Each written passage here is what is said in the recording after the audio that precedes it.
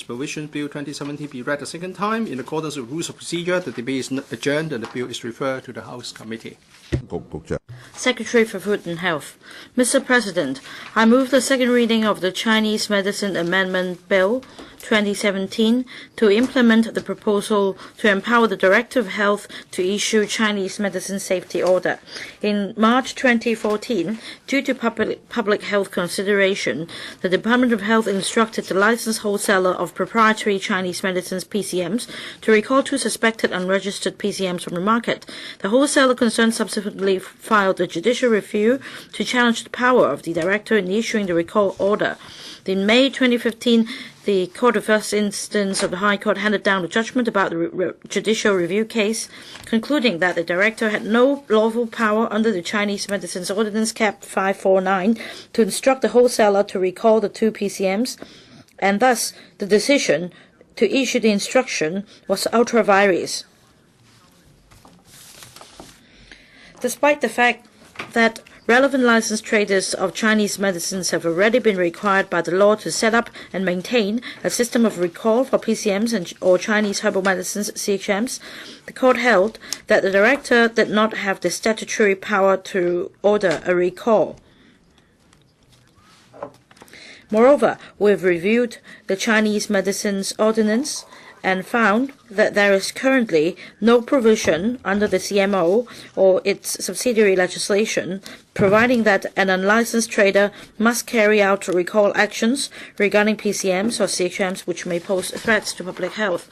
In light of the above, we consider it necessary to amend the Chinese Medicines Ordinance and the subsidiary legislation to confer the statutory power on the Director of Health to order any person to recall CHMs or PCMs which may pose threats to public health to strengthen control. We propose to amend the CMO to empower the Director of Health to make a Chinese medicine safety order to recall from the market or prohibit by order of sale of CHMs, PCMs, and or immediate products, should the director have a reasonable cause to believe that they may pose threats to public health. We also propose to, and the director should also be able to give instruction for the recall to take place.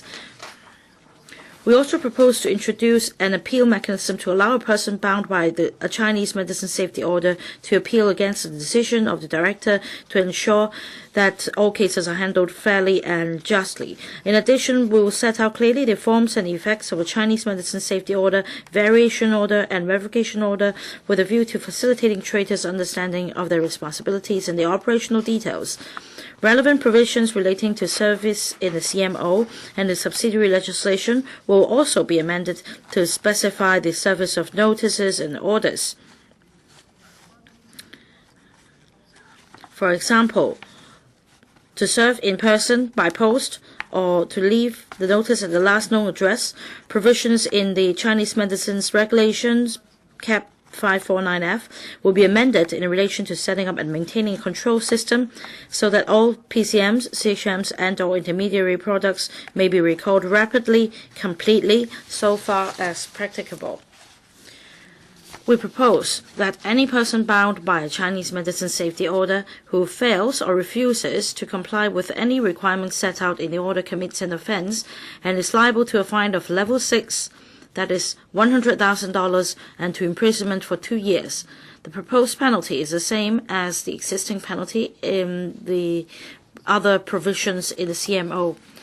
On consultation, the Health Department conducted a 7-week public and trade consultation from January to February 2017 on the proposed legislative amendments, during which we met with 16 Chinese medicines traders associations and held 6 briefing sessions for individual licensed Chinese medicine traders. The public and the trade generally recognize the need for legislative amendments and support the proposal. On the 28th of February 2017, we briefed the panel on health services, and members were generally supportive of the proposed legislative amendments. Mr. President, I urge members to support the bill so that we can improve the regulatory regime on Chinese medicines in Hong Kong to better protect the public. I so submit. Thank you.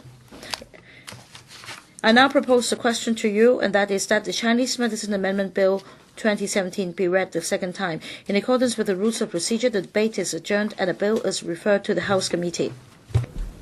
Secretary for the Environment.